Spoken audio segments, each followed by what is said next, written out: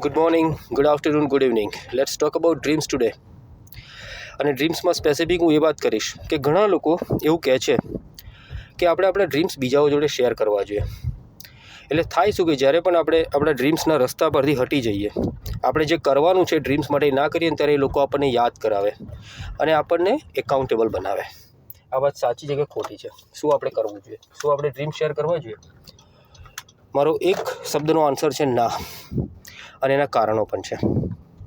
કારણ કે જ્યારે ડ્રીમ્સ તમારા છે, આ બધા એ બીજાઓના નથી, તો તમારા ડ્રીમ્સ માટેની એકાઉન્ટેબિલિટી અને 100% રિસ્પોન્સિબિલિટી તમારી બને છે, એ બીજાઓની બનતી નથી. અને તમને યાદ કરાવવાનું એ કોઈ બીજાની જવાબદારી અને બીજાનું કામ બનતું નથી. નંબર 1 આ યાદ રાખો. નંબર 2, તમારા ડ્રીમ્સ માટે તમને જેટલી હદે લગાવ હશે, જે ફાયર તમારામાં હશે, એ માટેની પેશન તમારામાં હશે ને બીજાઓનામાં નહીં હોય. તો કદાચ કોઈ માણો તમે એ રીતે શેર કરીને કોઈ માણસને તમે કહ્યું કે મને યાદ કરાવજો, મને એકાઉન્ટેબલ ઠેરાવજો, સો દેટ હું મારા પાથમાંથી ડાયવર્ટ ના થઈ જાઉં, તો એ કરાવશે maybe 1, 2, 3 times, maybe 4 times at most. પણ પછી છે ને એક પોઈન્ટ પર એ પણ બંધ થઈ જશે તમને આ વાત કહેતી વ્યક્તિ. કારણ કે રીઝન એ છે કે જ્યારે આપણે આપણા ડ્રીમ્સ માટે જે આપણે ફીલ કરીએ અને બીજો ના કરે ફીલ, આ હકીકતને બહુ ધ્યાનમાં રાખવી જરૂરી છે. એટલે પહેલો પોઈન્ટ એ છે, તમારા ડ્રીમ્સ તમારી રિસ્પોન્સિબિલિટી છે, એટલે સ્વાભાવિક છે બીજા કોઈની જવાબદારી બનતી નથી. એટલે એ એકાઉન્ટેબિલિટી તમારે જાતે લેવાની છે. જો તમે તમારા ડ્રીમ્સની એકાઉન્ટેબિલિટી જાતે ના લઈ શકતા હોય તો તમારા વિશે તમને સવાલ થવો જોઈએ કે ખરેખર આ ડ્રીમ્સ તમારા જ છે કે પછી બસ ખાલી કોઈ બીજા કારણથી તમે એને રાખ્યા છે. નાઉ મહત્ત્વની વાત કરીએ કે ડ્રીમ્સ શા માટે કોઈને કહેવા ના જોઈએ.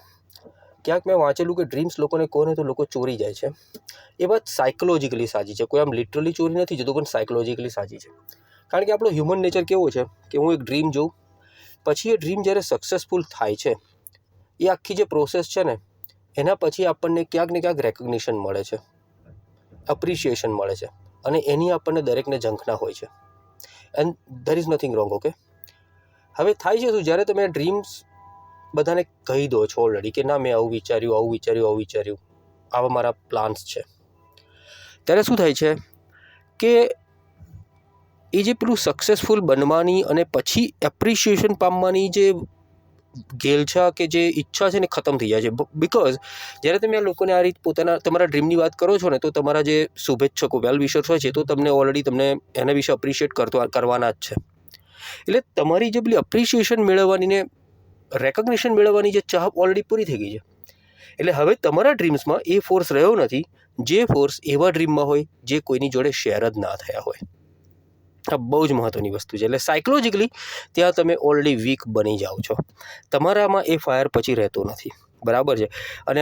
અને હવે બીજી એક વસ્તુ બહુ મહત્ત્વની, કે જ્યારે તમારામાં ફાયર રહેતો નથી ને, તો ઇટ્સ વેરી મચ લાઈક વગર ફાયરે તમે સ્વાભાવિક છે કે ડ્રીમ્સને એટલી હદે પરસ્યુ નહીં કરી શકો. કારણ કે તમારામાં એ ફોર્સ નથી, એ જોશ નથી તમારામાં હવે. એટલે તમે એ ડ્રીમ્સને હવે પરસ્યુ નહીં કરી શકો. It's very much like cooking a dish, કે જ્યાં તમારી પાસે નીચે ચૂલો કે ફાયર છે, પણ એને જે મેં ઓલવતા જશો ને એકદમ કમ્પ્લીટલી એક્સટિંગ્વિશ કરી દેશો તો તમારી ડીશ નહીં બને. તો તમારી સક્સેસનું પણ કંઈ એવું જ છે. તમારું ડ્રીમ એક ફાયર સ્વરૂપ છે અને તમે એના પર તમારા કામથી સક્સેસને પેદા કરો છો, પણ તમારામાં એ ડ્રાઈવ, એ ફાયર જ ખતમ થઈ જશે તો એ ક્યારેય તમને સક્સેસ નથી મળવાની. તો ઓવરઓલ ડ્રીમ્સનું શું સિચ્યુએશન છે કે તમારે ડ્રીમ્સ જોવા જોઈએ, કોઈને શેર કર્યા વગર એકદમ ક્વાયટલી ફૂલ ફોર્સથી તમારી બધી એનર્જી ચેનલાઇઝ કરીને એના પર કામ કરવું જોઈએ. અને વન્સ યુ બીકમ સક્સેસફુલ, ત્યારે તમને જો ઈચ્છા હોય કે I would like to share, અને ઓબ્વિયસલી દરેકને હોય કે પોતાના વેલ વિશર્સ, ફેમિલી, ફ્રેન્ડ્સની જોડે શેર કરે, તો તમારી ટાઈમે શેર કરવા જોઈએ. અને જ્યારે તમે શેર કરો છો ને ત્યારે તમને લોકો ઓટોમેટિકલી પૂછશે કે how did you make it happen, કેવી રીતે તમે કર્યું. તો then you can start the entire process. તમે આખી પ્રોસેસનું એને એક્સપ્લેન કરી શકો કે મેં આવું રીતે ડ્રીમ જોયું હતું, and then this happened, and I challenge મળી, and then I did this, that and all sort of stuff. અને પછી તમે વાત કરી શકો. That will be, I think, more satisfying than to share the dreams in the beginning when nothing is done and પછી કશું કરવું નહીં, તો એના કરતાં બેટર રહેશે. સો તમારા ડ્રીમ્સ છે, શેર કોઈને કરવાના નથી. ઇનફેક્ટ પૂરા ફોર્સથી એના માટે કામ કરવાનું છે, કારણ કે એના માટે એકાઉન્ટેબિલિટી લેવાનું કામ, એ જવાબદારી બી તમારી ખુદની છે. Thank you for listening. Do like, share and subscribe this content and this channel with other people. And I will see you next time.